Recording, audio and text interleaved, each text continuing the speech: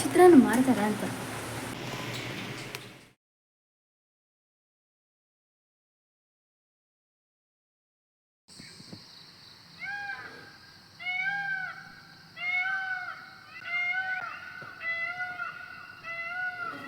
ಏನಿದು ವಿಡಿಯೋದಲ್ಲಿ ಇಷ್ಟೊಂದು ದೊಡ್ಡ ಮರಗಳು ಊರ ಥರ ಇದೆಯಲ್ಲ ಅಂದ್ಕೊತಿರ್ಬೋದು ನೀವು. ಆ್ಯಕ್ಚುಲಿ ಸ್ವಲ್ಪ ಲೇಟ್ ಆಗ್ತಿರೋದು ವೀಡಿಯೋ ಆಗೋದಕ್ಕೆ ನಾನು ಊರಿಗೆ ಬಂದಿದ್ದೆ ಸ್ವಲ್ಪ ದಿನ. ಸೊ ಬಂದಿದ್ದರಿಂದ ಎಮರ್ಜೆನ್ಸಿ ಬರಲೇಬೇಕಾಗಿತ್ತು. ಹಾಗಾಗಿ ಸ್ವಲ್ಪ ವೀಡಿಯೋಸ್ ಹಾಕೋದ್ರು ಕೂಡ ಲೇಟ್ ಆಯಿತು. ನೀವು ನೋಡ್ತಿರ್ಬೋದು ಊರಲ್ಲಿ ತುಂಬ ಬೆಳಗ್ಗೆ ಎದ್ದಾಗ ಎಷ್ಟು ಪ್ರಶಾಂತವಾಗಿ ಆ ಪಕ್ಷಿಗಳು ಕೋಗಿಲೆ ಕೂಗ್ತಾ ಇರುತ್ತೆ. ಆ ಪಕ್ಷಿಗಳ ಸೌಂಡು, ಒಂಥರ ಪೀಸ್ಫುಲ್ ವಾತಾವರಣ. ಮಳೆ ಬಂದಿದ್ದರಿಂದ ತುಂಬ ಥಂಡಿಯಾಗಿ ವಾತಾವರಣ ಅಂತೂ ಅಷ್ಟು ಕೂಲಾಗಿತ್ತು. ಸೊ ಸಮನ್ವಿ ಸೈಕಲ್ ಓಡಿಸ್ತಾ ಇದ್ಲು, ನೋಡ್ತಿರ್ಬೋದು. ಎಷ್ಟೋ ಜೀವನ ಹಳ್ಳಿ ಇಷ್ಟ ಇಲ್ಲ ಹಾಗೆ ಹೀಗೆ ಅಂತ ಹೇಳ್ತಾರೆ. ಬಟ್ ವ್ಯವಸ್ಥಿತವಾಗಿ ಎಲ್ಲ ಅನುಕೂಲಗಳು ಮಾಡಿಕೊಂಡು ನಾವು ಊರಲ್ಲಿದ್ದರೆ ಅಲ್ಲಿಗಿಂತ ಜೀವನ ಏನು ಬೆಂಗಳೂರಲ್ಲೇ ಆಗಲಿ ಎಲ್ಲೂ ಆಗಲಿ ಇರೋದಿಲ್ಲ. ಇಲ್ಲಿ ಪ್ರತಿಯೊಂದೂ ನಾವು ದುಡ್ಡು ಕೊಟ್ಟು ತೊಗೊಂಡು ತಿನ್ನೋವಂಥ ಎಷ್ಟೋ ಔಷಧಿ ಗುಣಗಳಿರುವಂಥ ಗಿಡಗಳೇ ಆಗಲಿ ಎಲ್ಲ ಆಗಲಿ ನಾವು ನೀಟಾಗಿ ಬೆಳೆಸ್ಕೊಂಡು ಅದನ್ನು ಯುಟಿಲೈಸ್ ಮಾಡಿಕೊಂಡ್ರೆ ಆರೋಗ್ಯಕರ ಜೀವನ, ಒಳ್ಳೆಯ ಜೀವನ ಶೈಲಿ ಎರಡೂ ಕೂಡ ಹಳ್ಳಿಯಲ್ಲಿ ಸಿಗುತ್ತೆ.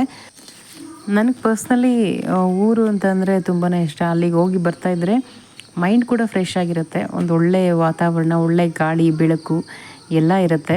ಅಂದರೆ ಇನ್ನೂ ಅನುಕೂಲಗಳು ಇನ್ನೂ ವ್ಯವಸ್ಥಿತವಾಗಿ ಇನ್ನೂ ಮಾಡಿದ್ರೆ ಯಾವ ಸಿಟಿಗೂ ಕೂಡ ಯಾವ ಹಳ್ಳಿನೂ ಏನು ಕಡಿಮೆ ಇರೋದಿಲ್ಲ ಅನಿಸುತ್ತೆ. ಏನಂತೀರ ನೀವು ಕೂಡ ಕಮೆಂಟ್ ಬಾಕ್ಸಲ್ಲಿ ತಿಳಿಸಿ. ಸೊ ಈ ವಿಡಿಯೋ ತೊಗೊಂಡಿದ್ದು ಲಾಸ್ಟ್ ಸ್ಯಾಟರ್ಡೇ. ಆ್ಯಕ್ಚುಲಿ ಅವತ್ತು ಸ್ಯಾಟರ್ಡೇ ಅಂತ ಅಂದರೆ ಆಲ್ಮೋಸ್ಟ್ ನನಗೆ ತುಂಬಾ ಕೆಲಸಗಳು ಜಾಸ್ತಿನೇ ಇರುತ್ತೆ. ಸಮನ್ವಿ, ಶಾನ್ವಿಕಾ ಇಬ್ಬರು ಮನೆಯಲ್ಲೇ ಇರ್ತಾರೆ. ಸ್ಕೂಲ್ಗಳಿಗೆ ಅವತ್ತು ರಜಾ ಇತ್ತು. ಹಾಗಾಗಿ ಅದ್ರ ಜೊತೆಗೆ ಪೂಜೆ ಎಲ್ಲ ಸ್ವಲ್ಪ ಜಾಸ್ತಿ ಕೆಲಸಗಳಿದ್ದರಿಂದ ಬೇಗನೆ ಬೆಳಗ್ಗೆ ಇದ್ದು ತಿಂಡಿಗೆ ದೋಸೆ ಮಾಡಿದೆ ಬ್ರೇಕ್ಫಾಸ್ಟಿಗೆ. ಅದು ಮಿಕ್ಸ್ಡ್ ವೆಜಿಟೇಬಲ್ ಅಥವಾ ಮಸಾಲ ದೋಸೆ ಅಂತ ನಾನು ಯಾವಾಗಲೂ ರೆಗ್ಯುಲರಾಗಿ ಮಾಡೋ ಅಂಥದ್ದು ಬ್ರೇಕ್ಫಾಸ್ಟ್ ರೆಸಿಪಿ ತುಂಬಾ ಚೆನ್ನಾಗಿರುತ್ತೆ. ನಿಮಗೆ ದೋಸೆ ರೆಸಿಪಿ ಏನಾದರೂ ನಿಮಗೆ ಬೇಕು ಅಂತಂದರೆ ನಾನು ಲಾಸ್ಟ್ ವೀಡಿಯೋದಲ್ಲಿ ಹಾಕಿದ್ದೀನಿ. ಲಿಂಕಲ್ಲಿ ಡಿಸ್ಕ್ರಿಪ್ಷನ್ ಬಾಕ್ಸಲ್ಲಿ ಲಿಂಕ್ ಹಾಕಿರ್ತೀನಿ, ನೀವು ಬೇಕಾದ್ರೆ ಚೆಕ್ ಮಾಡ್ಬೋದು. ಯಾರಾದರೂ ಮೊದಲನೇ ಬಾರಿಗೆ ನೋಡ್ತಾಯಿದ್ರೆ ತುಂಬಾ ಚೆನ್ನಾಗಿರುತ್ತೆ ದೋಸೆ ಮತ್ತು ಅದ್ರ ಜೊತೆಗೆ ಮೊಸರು ಕಾಂಬಿನೇಷನು. ತಿಂಡಿಗೆ ಮಾಡಿ ಇವಾಗ ನಾನು ಲಂಚ್ ಬಾಕ್ಸಿಗೆ ರೈಸ್ ಮತ್ತು ಸಾಂಬಾರು, ತೊಂಡೆಕಾಯಿ ಸಾಂಬಾರು ಮಾಡಿದ್ದೆ. ಪ್ಯಾಕ್ ಮಾಡಿ ಹಸ್ಬೆಂಡ್ನ ಕಳಿಸಿದ ಮೇಲೆ ನಂದು ಕ್ಲೀನಿಂಗ್ ರುಟೀನ್ ಸ್ಟಾರ್ಟ್ ಆಗುತ್ತೆ. ಎಷ್ಟು ಕ್ಲೀನ್ ಮಾಡಿದ್ರೂ ಅಷ್ಟು ಗಲೀಜು ಬರ್ತಾನೆ ಇರುತ್ತೆ. ಡೀಪ್ ಕ್ಲೀನಿಂಗ್ ಒಂದೇ ದಿನ ಅಂತೂ ಖಂಡಿತ ಮಾಡೋದಕ್ಕಾಗೋದಿಲ್ಲ. ನಾನು 2 ದಿನ ಕಂಟಿನ್ಯೂಸ್ ಆಗಿ ಮಾಡಿಕೊಂಡೆ. ಅದರಲ್ಲೂ ಇವರಿಬ್ಬರನ್ನ ಇಟ್ಕೊಂಡು ಕ್ಲೀನ್ ಮಾಡೋ ಅಷ್ಟರಲ್ಲಿ ಸಾಕಾಗೋಗುತ್ತೆ. ಐ ಹೋಪ್ ಈ ವಿಡಿಯೋ ನಿಮ್ಗೆ ಇಷ್ಟ ಆಗುತ್ತೆ ಅಂತ ಅಂದ್ಕೊಂಡಿದ್ದೀನಿ. ಸೊ ಕಂಪ್ಲೀಟಾಗಿ ವಿಡಿಯೋನ ನೋಡಿ ಸಬ್ಸ್ಕ್ರೈಬ್ ಮಾಡಿಲ್ಲ, ಯಾರ್ಯಾರು ಮಾಡಿಲ್ಲ ಅಂತ ಹೇಳಿ ಸಬ್ಸ್ಕ್ರೈಬ್ ಮಾಡ್ಕೊಂಡು ನೋಡಿ ಅಂತ ಹೇಳ್ತಾ ಸೊ ವಿಡಿಯೋನ ಸ್ಟಾರ್ಟ್ ಮಾಡೋಣ. ಸೊ ಇವತ್ತು ಮೊದಲು ನಾನು ತಿಂಡಿನೆಲ್ಲ ಫಸ್ಟು ಬ್ರೇಕ್ಫಾಸ್ಟ್ ಎಲ್ಲ ಹಾಕ್ಕೊಟ್ಟು ಎಲ್ಲ ತಿನ್ನಿಸಿ ಆದಮೇಲೆ ನಾನು ಕೂಡ ತಿಂಡಿ ತಿಂದು ಆಮೇಲೆ ಕ್ಲೀನಿಂಗ್ ಕೂಡ ಸ್ಟಾರ್ಟ್ ಮಾಡ್ತೀನಿ. ಇವಾಗ ನಾನು ದೋಸೆ ಮಾಡ್ತಾಯಿದ್ದೀನಿ. ದೋಸೆ ನೋಡ್ತಿರ್ಬೋದು ಎಷ್ಟು ಚೆನ್ನಾಗಿ ಬರುತ್ತೆ ಅಂದರೆ ತಿನ್ನೋದಕ್ಕೂ ಕೂಡ ಅಷ್ಟೇ ರುಚಿಯಾಗಿರುತ್ತೆ. ಯಾರಾದರೂ ಮೊದಲನೇ ಬಾರಿಗೆ ಏನಾದರೂ ನೋಡ್ತಾಯಿದ್ರೆ ದಯವಿಟ್ಟು ನಾನು ವೀಡಿಯೋನ ಲಿಂಕಲ್ಲ ಡಿಸ್ಕ್ರಿಪ್ಷನ್ ಬಾಕ್ಸಲ್ಲಿ ಲಿಂಕ್ ಹಾಕಿರ್ತೀನಿ, ಚೆಕ್ ಮಾಡಿ ದೋಸೆ ಹೇಗೆ ಮಾಡೋದು ಅಂತ. ತುಂಬ ಟೇಸ್ಟಿಯಾಗಿರುತ್ತೆ, ಕ್ವಿಕ್ಕಾಗಿ ಆಗುತ್ತೆ. ಆ್ಯಂಡ್ ಬ್ರೇಕ್ಫಾಸ್ಟಿಗೆ ಮಕ್ಕಳಿಗೆಲ್ಲ ಇಷ್ಟ ಆಗುವಂಥ ದೋಸೆ ರೆಸಿಪಿ.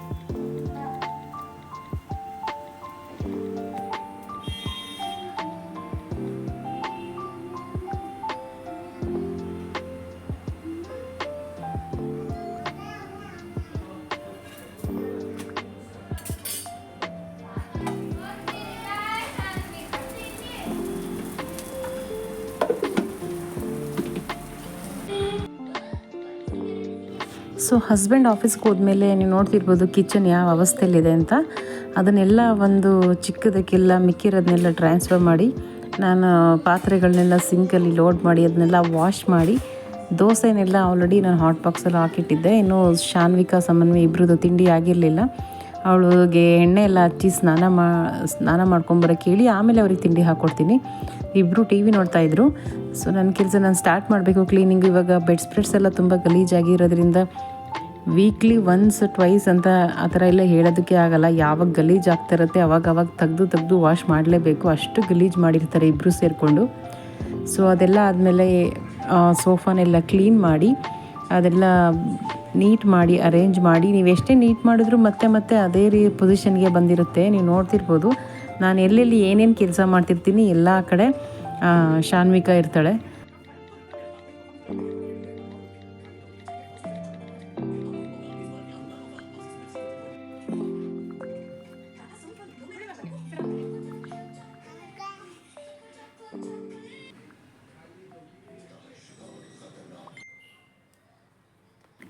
ಸೊ ಹೊರಗಡೆ ವೆದರ್ ಅಂತೂ ತುಂಬ ಸೆಕೆ ಆಗ್ತಾಯಿತ್ತು. ಅವತ್ತು ಮಳೆ ಬರುತ್ತೆ ಅಂತ ಅನ್ನಿಸ್ತಾ ಇತ್ತು.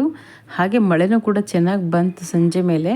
ಸೊ ಈವನ್ ರೂಮಲ್ಲಿರೋ ಬೆಡ್ ಸ್ಪ್ರೆಡ್ಸ್ ಎಲ್ಲ ತೆಗೆದು ವಾಶ್ಗೆ ಹಾಕೋಣ ಅಂತ ಎಲ್ಲ ಚೇಂಜ್ ಮಾಡ್ತಾಯಿದ್ದೀನಿ ನಾನು. ಸ್ವಲ್ಪ ಬಿಸಿಲು ಕೂಡ ಇದ್ದಿದ್ದರಿಂದ ಬೇಗನೆ ಬೆಡ್ ಸ್ಪ್ರೆಡ್ಸು ಅವನ್ನೆಲ್ಲ ಬೆಡ್ಶೀಟ್ಸ್ನೆಲ್ಲ ತೊಳೆದು ಹಾಕಿದ್ರೆ ಒಣಕೊಳುತ್ತೆ ಬೇಗ. ಇಲ್ಲ ಅಂತಂದರೆ ಮಳೆ ಬಂದರೆ ಈ ಕಡೆ ಒಣಗೋದು ಇಲ್ಲ, ತುಂಬ ಹಸಿ ಮನೆ ಎಲ್ಲ ಸ್ಮೆಲ್ ಅನಿಸುತ್ತೆ. ಹಾಗಾಗಿ ಬೇಗ ಕ್ವಿಕ್ಕಾಗಿ ವಾಶ್ ಮಾಡಿ ಸೊ ನಾನು ಒಣಗಾಕ್ಬಿಡ್ತೀನಿ. ಫಸ್ಟು ಬೇಗ ಮಾಡೋದೇ ಬಟ್ಟೆ ತೊಳೆಯೋ ಕೆಲಸ. ಆ ಲಿಕ್ವಿಡ್ ಹಾಕೋದಕ್ಕೆ ಆ ಕ್ಯಾಪು ಕಳೆದೋಗ್ಬಿಟ್ಟಿತ್ತು. ಹಾಗಾಗಿ ನಾನು ಚಿಕ್ಕದೊಂದು ಗ್ಲಾಸ್ ತಗೊಂಡು ಅದನ್ನು ಮೆಷರ್ಮೆಂಟ್ಗೆ ಅಂತ ಇಟ್ಕೊಂಡಿದ್ದೀನಿ. ಸೊ ನಾನು ಅದರಲ್ಲೇ ಹಾಕ್ತೀನಿ ಲಿಕ್ವಿಡ್ನ. ಸೊ ನಾನು ಎಲ್ಲಿ ಕೆಲಸ ಮಾಡ್ತೀನಿ ಅಲ್ಲೆಲ್ಲ ಇವಳನ್ನ ಇಟ್ಕೊಂಡು 10 ನಿಮಿಷಕ್ಕೆ ಕೆಲಸ ಮಾಡೋವಂಥದ್ದನ್ನ 20 ನಿಮಿಷ ಮಾಡಬೇಕಾಗುತ್ತೆ ನಾನು. ಅಷ್ಟು ಟೈಮ್ ತಗೊಳುತ್ತೆ. ಏನಾದರೂ ಒಂದು ತರಲೆ ಏನಾದರೂ ಒಂದು ಕೆಲಸ ಕೊಡ್ತಾನೆ ಇರ್ತಾಳೆ.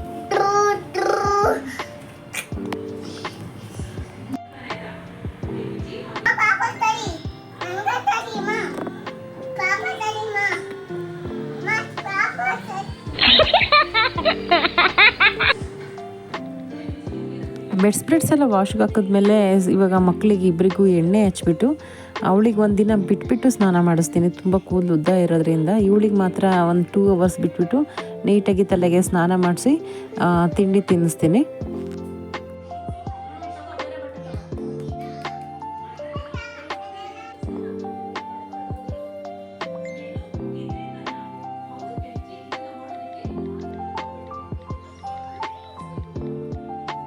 ಕೂದಲು ತಿಕ್ಕಾಗಿ ಉದ್ದ ಬೆಳೆದ್ರೆ ತುಂಬ ಚೆನ್ನಾಗಿರುತ್ತೆ. ಆ್ಯಂಡ್ ಇದು ಕೂದಲು ತುಂಬ ಚೆನ್ನಾಗಿ ಬೆಳೆಸ್ತಾ ಇದ್ದೀನಿ.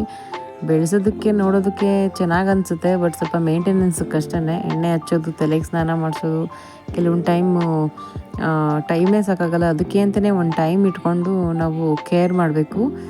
ಬಟ್ ನೋಡೋದಕ್ಕೆ ಕೂದಲು ತಿಕ್ಕಾಗಿ ಉದ್ದ ಇದ್ದರೆ ಚೆನ್ನಾಗಿ ಕಾಣಿಸುತ್ತೆ. ಅವಳಿಗೆ ಕೂದಲು ಉದ್ದ ಇದ್ರೇ ಚೆನ್ನಾಗಿ ಕಾಣೋದು. ಹಾಗಾಗಿ ನಾನು ಕೂದಲನ್ನ ಬೆಳೆಸ್ತಾ ಇದ್ದೀನಿ.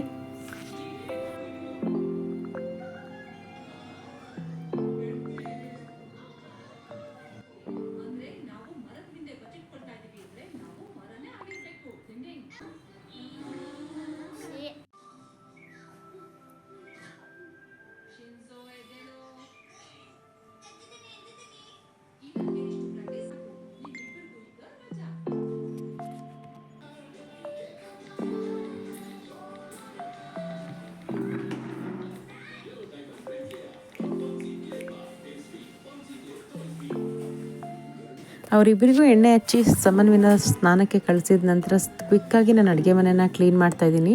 ತುಂಬ ಬೇಗ ಗಲೀಜಾಗೋದು ಅಂತಂದರೆ ಅದು ವಿಂಡೋಸೇ. ಅಡುಗೆ ಮನೆಗಂತೂ ತುಂಬ ಚಿಕ್ಕದಿರೋದ್ರಿಂದ ಅದು ಅಟ್ಯಾಚ್ ಆಗಿರೋದ್ರಿಂದ ತುಂಬ ಬೇಗ ಆಯಿಲ್ ಎಲ್ಲ ತುಂಬ ಸ್ಪ್ರೆಡ್ ಆಗಿರುತ್ತೆ.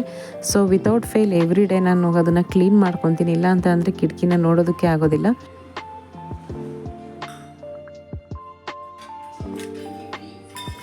ವಿಂಡೋಸ್ ಎಲ್ಲ ಕ್ಲೀನ್ ಆದಮೇಲೆ ನೆಕ್ಸ್ಟು ಸ್ಪ್ಯಾಚುಲಸ್ಸು, ಸ್ಪೂನ್ಸು, ಅದು ಇರುವಂಥ ಕಂಟೈನರ್ಸ್ ಏನೇನಿರುತ್ತೆ ಅದನ್ನೆಲ್ಲ ಕ್ಲೀನ್ ಮಾಡ್ಕೊತೀನಿ.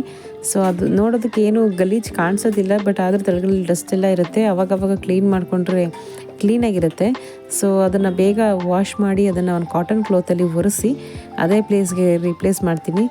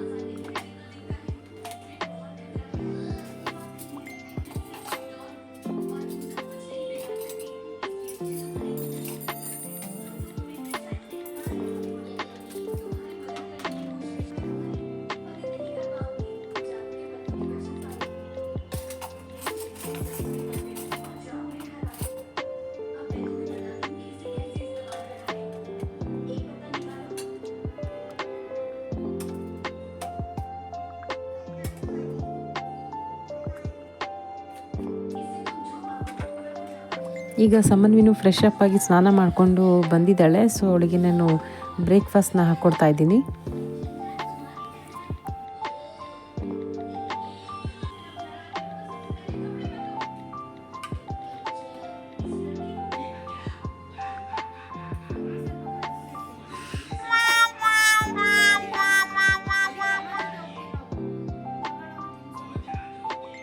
ತುಂಬಾ ಜಾಸ್ತಿನೇ ಬಿಸಿಲಿದ್ದರಿಂದ ತುಂಬಾ ಸ್ವೆಟ್ ಆಗ್ತಾಯಿದ್ವಿ, ತುಂಬಾ ಸೆಕೆ ಆಗ್ತಾಯಿತ್ತು, ಡಿಹೈಡ್ರೇಷನ್ ಥರ ಆಗ್ತಾಯಿತ್ತು. ಸೊ ಹಂಗಾಗಿ ನಾನು ಮಜ್ಜಿಗೆ ಮಾಡಿಕೊಂಡೆ ಕುಡಿಯೋದಕ್ಕೆ. ಸ್ವಲ್ಪ ನೀರು ಮಜ್ಜಿಗೆ ಥರ ಮಾಡ್ಕೊಂಡು ಅದಕ್ಕೆ ಸ್ವಲ್ಪ ಉಪ್ಪು, ಶುಂಠಿ ಬೆಳ್ಳುಳ್ಳಿನ ಕುಟ್ಬಿಟ್ಟು ಅದನ್ನು ರಸ ತೆಗೆದು ಅದನ್ನು ಮಜ್ಜಿಗೆಗೆ ಮಿಕ್ಸ್ ಮಾಡಿ, ಸೊ ನನಗೆ ಸುಸ್ತಾದಾಗೆಲ್ಲ ನಾನು ಅವಾಗವಾಗ ನೀರು ಕುಡಿಯೋ ಬದಲು ಮಜ್ಜಿಗೆ ಕುಡಿತೀನಿ. ಸೊ ಹಂಗಾಗಿ ಸ್ವಲ್ಪ ಎನರ್ಜಿ ಸಿಕ್ದಂಗೆ ಆಗುತ್ತೆ. ಸೊ ಒಂದು ತಪ್ಪಲೆಯಲ್ಲಿ ಮಾಡಿಟ್ಕೊಂಡ್ರೆ ಕುಡಿಯೋದಕ್ಕೆ ಈಸಿ ಆಗುತ್ತೆ ಅಂತ ಎಲ್ಲ ಒಂದು ರೆಡಿ ಮಾಡಿ ಇಟ್ಕೊತಾ ಇದ್ದೀನಿ. ನಾನು ಆಲ್ರೆಡಿ ಒಂದು ಸರಿ ವಾಶ್ ಮಾಡಿದೆ, ಪಾತ್ರೆ ಎಲ್ಲ ಮತ್ತೆ ಅಷ್ಟು ಹಾಗೆ ಬಿದ್ದಿದೆ. ಸೊ ಮತ್ತೆ ವಾಶ್ ಮಾಡಬೇಕು. ಮನೇಲಿದ್ದರೆ ಮಕ್ಕಳುಗಳು ಸೊ ಎವ್ರಿ ಟೈಮ್ 24/7 ಕೆಲಸ ಇದ್ದೇ ಇರುತ್ತೆ.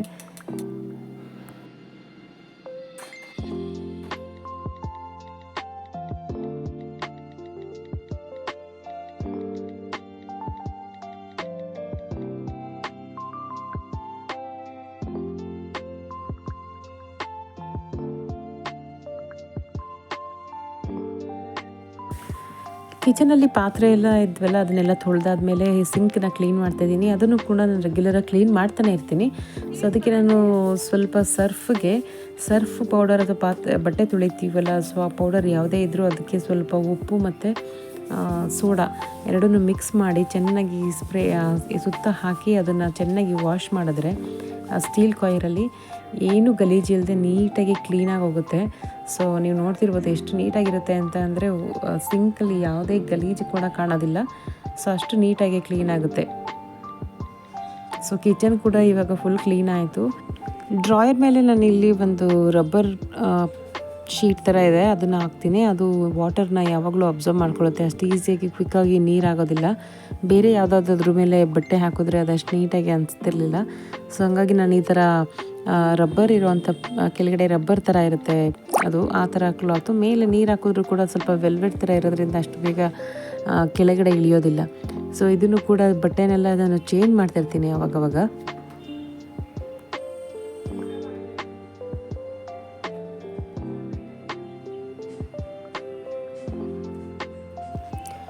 ಬೆಡ್ಶೀಟ್ಸ್ ಮತ್ತು ಬೆಡ್ ಸ್ಪ್ರೆಡ್ಸ್ ಎಲ್ಲ ಆಲ್ಮೋಸ್ಟ್ ಅಲ್ಲೂ ವಾಶ್ ಆಗೋಗಿತ್ತು. ಸೊ ಸ್ವಲ್ಪ ಬಿಸಿಲಿತ್ತು, ಹಂಗಾಗಿ ಬೇಗ ಮನೆ ಮುಂದೆ ಸ್ವಲ್ಪ ಬಿಸಿಲು ಬೇಗ ಬರೋದ್ರಿಂದ ನಾನು ಹೊರಗಡೆನೇ ಒಣಗಾಕ್ತಾ ಇದ್ದೀನಿ. ಮೆಷಿನಲ್ಲೇ ಕ್ವಿಕ್ಕಾಗಿ ಡ್ರೈ ಆಗಿರೋದ್ರಿಂದ ಇಲ್ಲಿ ಗಾಳಿಗೆ ಒಣಗಾಕಿದ್ರೆ ಬೇಗನೆ ಡ್ರೈ ಆಗುತ್ತೆ. ಸೊ ಹಾಗಾಗಿ ಇಲ್ಲೇ ಒಣಗಾಕ್ಬಿಡ್ತೀನಿ ನಾನು.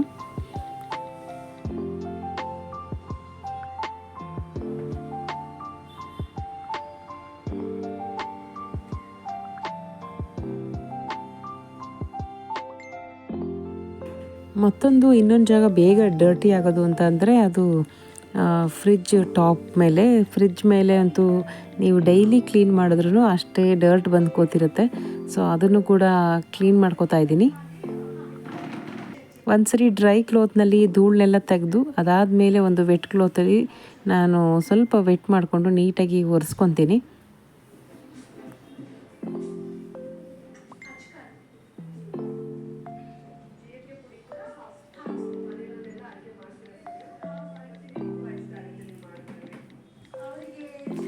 ಹಾಗೆ ಟಿ ವಿ ಸ್ಟ್ಯಾಂಡ್ ಮೇಲೂ ಅಷ್ಟೇ. ಸೊ ಇದು ಸ್ಪೀಕರ್ ಹತ್ರ ಅಂತೂ ಮೇನ್ ರೋಡಲ್ಲೇ ಇರೋದ್ರಿಂದ ಮನೆ ಧೂಳಂತೂ ತುಂಬಾ ಬರುತ್ತೆ ಯಾವಾಗಲೂ. ಸೊ ಯಾವಾಗಲೂ ಡರ್ಟ್ ಆಗ್ತಾನೆ ಇರುತ್ತೆ. ಇದನ್ನು ಕೂಡ ಅವಾಗವಾಗ ಕ್ಲೀನ್ ಮಾಡ್ಕೊತಾನೆ ಇರ್ತೀವಿ. ಎವ್ರಿ ಟೈಮ್ ನಾನು ಮಾಪಿಂಗ್ ಮಾಡೋದಕ್ಕಿಂತ ಮುಂಚೆ ಇದನ್ನು ಕ್ಲೀನಾಗಿ ಒರೆಸಿ ಕ್ಲೀನ್ ಮಾಡ್ತೀನಿ. ಬಟ್ ಇನ್ನು 5 ನಿಮಿಷ ಬಿಟ್ಟು ನೋಡಿದ್ರೆ ಅದೇ ಥರ ಇರುತ್ತೆ ಗಲೀಜು. ಅದು ಎಲ್ಲಿಂದ ಬರುತ್ತೆ ಅಂತ ಮಾತ್ರ ಗೊತ್ತಾಗೋದಿಲ್ಲ.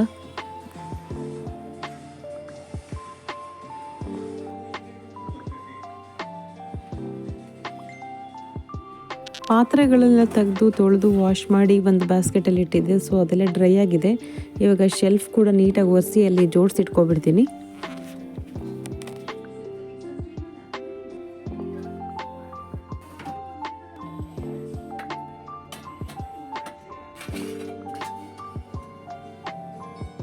ಅದಾದಮೇಲೆ ನೆಕ್ಸ್ಟ್ ಶೋಕೇಸ್ ಒಳಗಡೆ ನಾನು ರೆಗ್ಯುಲರಾಗಿ ಯಾವಾಗೂ ಕ್ಲೀನ್ ಮಾಡಲ್ಲ, ಹೊರಗಡೆ ಮಾತ್ರ ಕ್ಲೀನ್ ಮಾಡ್ಕೊತಾನೆ ಇರ್ತೀನಿ.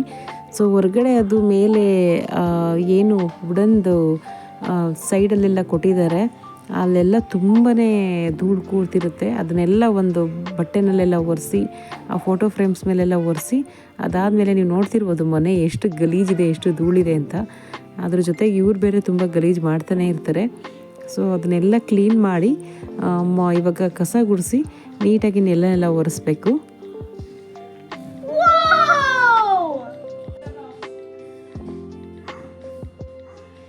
ನಾನು ಮಾಪಿಂಗ್ ಮಾಡಿ ಎಲ್ಲ ಮುಗಿಸೋಷ್ಟರಲ್ಲಿ ಆಲ್ರೆಡಿ ಮಳೆ ಬರ್ತಾಯಿತ್ತು. ಸೊ ಮಳೆ ಜೊತೆ ಗಾಳಿ ಕೂಡ ತುಂಬ ಜೋರಾಗಿತ್ತು. ಬಟ್ಟೆಗಳೆಲ್ಲ ಆಲ್ಮೋಸ್ಟ್ ಡ್ರೈ ಆಗಿದ್ದು. ಬೆಡ್ಶೀಟ್ಸ್ ಎಲ್ಲ ತೆಗೆದು ಒಳಗಡೆ ಇಟ್ಟಿದ್ದೆ. ಎಷ್ಟು ನೀವು ನೋಡ್ತಾ ಇರ್ಬೋದು ಎಷ್ಟು ಜೋರಾಗಿ ಮಳೆ ಬರ್ತಾಯಿತ್ತು ಅಂತ. ಸೊ ಇವರಿಬ್ಬರಂತೂ ಮಳೆಯಲ್ಲಿ ಕುಣಿಯೋದಕ್ಕೆ ರೆಡಿಯಾಗಿದ್ದರು.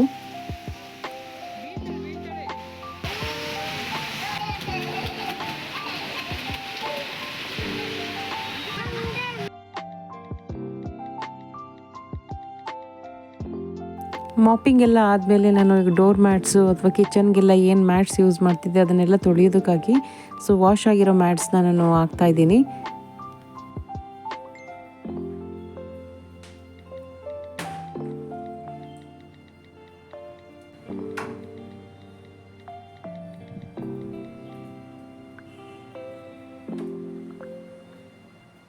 ಮಳೆ ಬಂದು ತುಂಬ ಚಳಿ ಇದ್ದಿದ್ದರಿಂದ ಶಾನ್ವಿಕಾ ಹಂಗೆ ಆಟ ಆಡ್ತಾ ಹಾಗೆ ಮಲ್ಕೊಂಡ್ಬಿಟ್ಲು.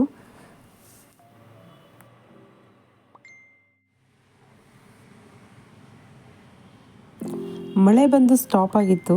ಸೊ ಬಟ್ಟೆಗಳೆಲ್ಲ ಸ್ವಲ್ಪ ಮಳೆ ಬಂದು ಸ್ವಲ್ಪ ಒದ್ದೆ ಆಗಿತ್ತು. ಹಾಗಾಗಿ ಬಾಲ್ಕನಿನಲ್ಲಿ ಡ್ರೈ ಮಾಡಲಿಕ್ಕೆ ಹಾಕಿದ್ದೀನಿ. ಮಳೆ ಸ್ಟಾಪಾಗಿ ಮತ್ತೆ ಜೋರಾಗಿ ಸ್ಟಾರ್ಟಾಗಿ ಬರ್ತಾಯಿತ್ತು. ಸೊ ಅದು ಆಲ್ಮೋಸ್ಟ್ ಈವ್ನಿಂಗ್ ಟೈಮ್ ರಾತ್ರಿ ಆಗಕ್ಕೆ ಬಂದಿತ್ತು. ಸೊ ಎಲ್ಲರೂ ಮಳೆಯಲ್ಲೇ ನಿಂತ್ಕೊಂಡು ಕೆಲಸದಿಂದ ಮನೆಗೆಲ್ಲ ಹೋಗ್ತಾ ಇರೋದು ಬರ್ತಾ ಇರೋದು ಮೇನ್ ರೋಡಲ್ಲಿ ತುಂಬ ಕಾಣಿಸ್ತಾ ಇತ್ತು. ನಾನು ಸ್ನಾನ ಮಾಡಿಕೊಂಡು ಕ್ವಿಕ್ಕಾಗಿ ಪೂಜೆ ಎಲ್ಲ ಮುಗಿಸಿ ಬೇಗ ಊಟಕ್ಕೆ ರೆಡಿ ಮಾಡೋಣ ಅಂತ ರೈಸ್ಗೆ ಇಡ್ತಾಯಿದ್ದೀನಿ. ಬೆಳಿಗ್ಗೆಯಿಂದ ಸ್ವಲ್ಪ ಕೆಲಸಗಳು ಜಾಸ್ತಿ ಇದ್ದಿದ್ದರಿಂದ ತುಂಬ ಟಯರ್ಡ್ ಆಗಿದ್ದರಿಂದ ನಾನು ಅಡುಗೆ ಅಂತ ಏನು ಮಾಡೋಕ್ಕೋಗಲಿಲ್ಲ. ಸಿಂಪಲ್ಲಾಗಿ ಒಂದು ಟೊಮೆಟೊ ರೈಸ್ ಮಾಡೋಣ ಅಂತ ಅನ್ನಕ್ಕೆ ರೆಡಿ ಮಾಡ್ತಾಯಿದ್ದೀನಿ.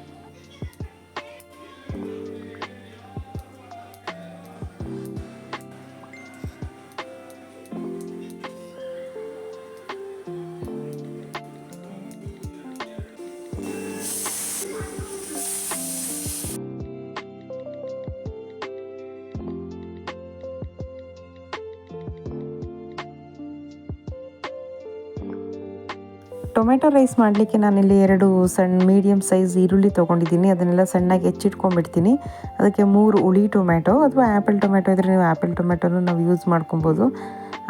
ಕರಿಬೇವಿನ ಸೊಪ್ಪು ಮತ್ತು ಹಸಿರು ಮೆಣಸಿನ್ಕಾಯಿ ಖಾರಕ್ಕೆ ಎಷ್ಟು ಬೇಕಷ್ಟು ಬೆಳ್ಳುಳ್ಳಿ ಮತ್ತು ಕಾಯಿ ತುರಿ ಇಷ್ಟನ್ನು ತೊಗೊಂಡಿದ್ದೀನಿ.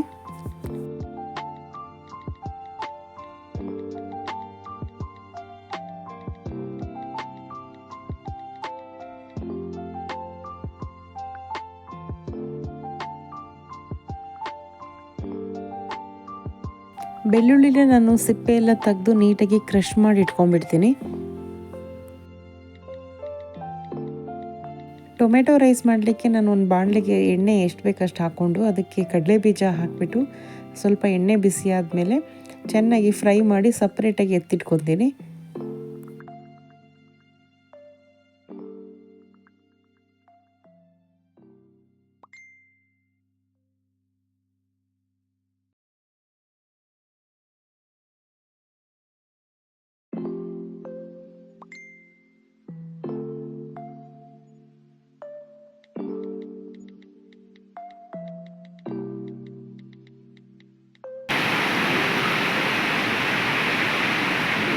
ಮಳೆ ಬರ್ತಾ ಇದ್ದಿದ್ದರಿಂದ ಆಫೀಸಿಂದ ಹಸ್ಬೆಂಡ್ ಕೂಡ ಬರೋದು ತುಂಬ ಲೇಟಾಗಿತ್ತು. ಸೊ ಅಷ್ಟೊತ್ತಿಗಾಗಲೇ ನಾನು ಊಟ ರೆಡಿ ಮಾಡಬೇಕಾಗಿತ್ತು. ಹಾಗಾಗಿ ನಾನು ಅದೇ ಬಾಣಲಿಯಲ್ಲಿ ಏನು ಎಣ್ಣೆ ಹಾಕಿದ್ದೆ ಅದರಲ್ಲೇ ಸ್ವಲ್ಪ ಹಪ್ಳನೆಲ್ಲ ಫ್ರೈ ಮಾಡಿ ಎತ್ತಿಟ್ಕೊತೀನಿ. ಅದ್ರ ಜೊತೆ ತಿನ್ನೋದಕ್ಕೆ ಚೆನ್ನಾಗಿರುತ್ತೆ.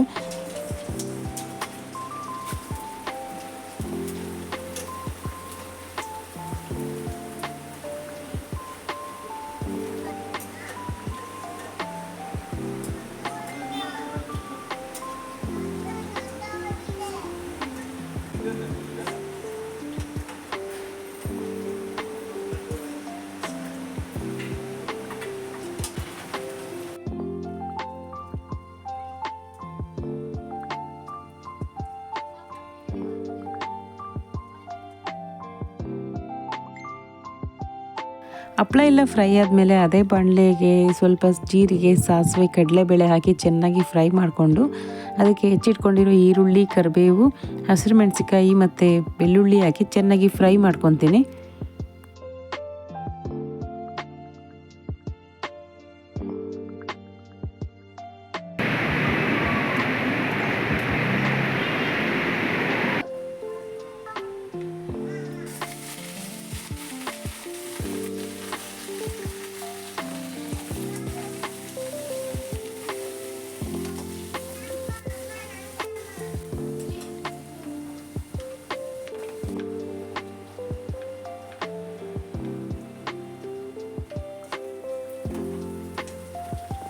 ಇವಾಗ ಈರುಳ್ಳಿ ಎಲ್ಲ ಚೆನ್ನಾಗಿ ಸಾಫ್ಟ್ ಆಗಿದೆ. ಅದಕ್ಕೆ ಇವಾಗ ಹೆಚ್ಚಿಟ್ಕೊಂಡಿರೋಂಥ ಟೊಮ್ಯಾಟೊನ ಹಾಕಿ ಸ್ವಲ್ಪ ಉಪ್ಪಾಗಿ ಚೆನ್ನಾಗಿ ಅದು ಸಾಫ್ಟ್ ಆಗೋವರೆಗೂ ಬಾಡಿಸ್ಕೋಬೇಕು.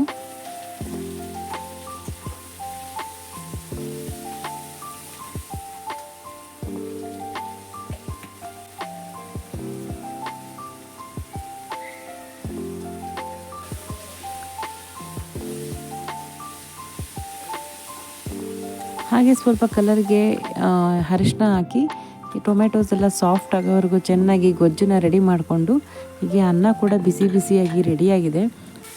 ಟೊಮೆಟೊ ಗೊಜ್ಜು ಕೂಡ ಇಲ್ಲಿ ರೆಡಿ ಆಗ್ತಾಯಿದೆ. ಅದಕ್ಕೆ ಫೈನಲಿ ಲಾಸ್ಟಲ್ಲಿ ಸ್ವಲ್ಪ ಕಾಯಿ ತುರಿ ಹಾಕಿ ಅದನ್ನು ಫ್ರೈ ಮಾಡಿ ಅದಕ್ಕೆ ಏನು ಅನ್ನ ರೆಡಿಯಾಗಿದೆ ಅದನ್ನು ಹಾಕಿ ಮಿಕ್ಸ್ ಮಾಡಿದ್ರೆ ಟೊಮೆಟೊ ಚಿತ್ರಾನ್ನ ಅಥವಾ ಟೊಮೆಟೊ ರೈಸ್ ರೆಡಿ ಆಗುತ್ತೆ ತಿನ್ನೋದಕ್ಕೆ.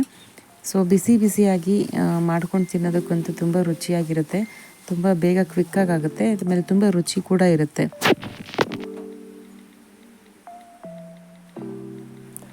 ರೈಸ್ ಕೂಡ ತುಂಬ ಬಿಸಿ ಬಿಸಿಯಾಗಿತ್ತು. ಸೊ ಅದನ್ನು ಹಾಕಿ ಇವಾಗ ಚೆನ್ನಾಗಿ ಮಿಕ್ಸ್ ಮಾಡಿ ಸರ್ವ್ ಮಾಡೋದಷ್ಟೇ. ಸೊ ಊಟ ಕೂಡ ರೆಡಿ ಆಯಿತು.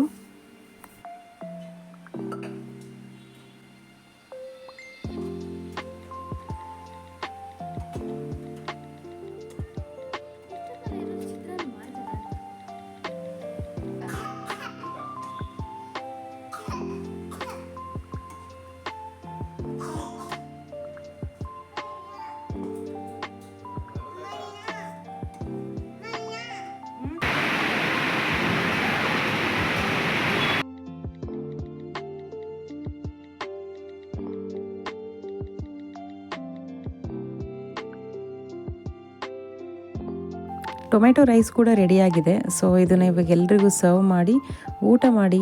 ಬೆಳಗ್ಗೆಯಿಂದ ತುಂಬಾ ಸುಸ್ತಾದಂಗೆ ಆಗಿತ್ತು. ಸೊ ಬೇಗ ಹೋಗಿ ಮಲ್ಕೊಂಡ್ರೆ ಸಾಕು ಅಂತ ಅನಿಸ್ಬಿಟ್ಟಿತ್ತು. ಸೊ ಊಟ ಕೂಡ ಆಮೇಲೆ ಆ್ಯಕ್ಚುಲಿ ತುಂಬ ಚೆನ್ನಾಗಿತ್ತು ಟೊಮೆಟೊ ರೈಸು. ಅದು ಹೊರಗಡೆ ಅಂತೂ ತುಂಬ ಮಳೆ ಬರ್ತಾಯಿತ್ತು. ಬಿಸಿ ಬಿಸಿಯಾಗಿ ಈ ಥರ ಸಿಂಪಲ್ಲಾಗಿ ಏನಾದರೂ ಮಾಡ್ಕೊಂಡು ತಿಂದರೆ ತುಂಬ ಚೆನ್ನಾಗಿ ಅನಿಸುತ್ತೆ. ಸೊ ನಮಗೆ ಆಲ್ಮೋಸ್ಟ್ ಅಲ್ಲಿ ಇದು ಯಾವಾಗಲೂ ಇಷ್ಟನೇ. ಸೊ ಎಲ್ರಿಗೂ ಇಷ್ಟನೇ ಇರುತ್ತೆ. ಟೊಮೆಟೊ ರೈಸ್ ಅಂದರೆ ಯಾರಿಗೆ ಇಷ್ಟ ಆಗಲ್ಲ. ಅದ್ರ ಜೊತೆಗೆ ಹಪ್ಪಳ ಮತ್ತು ಉಪ್ಪಿನಕಾಯಿ ಜೊತೆ ತಿಂತಾಯಿದ್ರೆ ತುಂಬ ಚೆನ್ನಾಗಿರುತ್ತೆ. ಸೊ ಹೋಪ್ ಈ ವಿಡಿಯೋ ನಿಮ್ಗೆ ಇಷ್ಟ ಆಗಿದೆ ಅಂತ ಅಂದ್ಕೊತೀನಿ. ಈ ಆ್ಯಕ್ಚುಲಿ ಕ್ಲೀನಿಂಗ್ ಇಂದು ನಾನು ಕಂಪ್ಲೀಟಾಗಿ ಮುಗ್ದಿಲ್ಲ. ಸೊ ಅದು ನಾಳೆ ಕೂಡ ಕಂಪ್ಲೀಟಾಗಿ ಕ್ಯಾರಿ ಮಾಡಿದ್ದೆ. ಸೊ ಅದನ್ನು ಇನ್ನೊಂದು ವೀಡಿಯೋದಲ್ಲಿ ನಾನು ಮತ್ತೆ ಹಾಕ್ತೀನಿ. ಮತ್ತೊಂದು ವೀಡಿಯೋದೊಂದಿಗೆ ನಾನು ಮತ್ತೆ ಸಿಗ್ತೀನಿ ಅಂತ ಹೇಳ್ತಾ, ಸೊ ಯಾರೆಲ್ಲ ವೀಡಿಯೋ ನೋಡ್ತಾ ಇದ್ದೀರಾ ಪ್ಲೀಸ್ ಸಬ್ಸ್ಕ್ರೈಬ್ ಮಾಡ್ಕೊಂಡು ನೋಡಿ. ಸೊ ಸಪೋರ್ಟ್ ಮಾಡಿ ಅಂತ ಹೇಳ್ತಾ ಇವತ್ತಿನ ವೀಡಿಯೋನ ಇಲ್ಲಿಗೆ ಮುಗಿಸ್ತಾ ಇದ್ದೀನಿ. Take care and thank you for watching.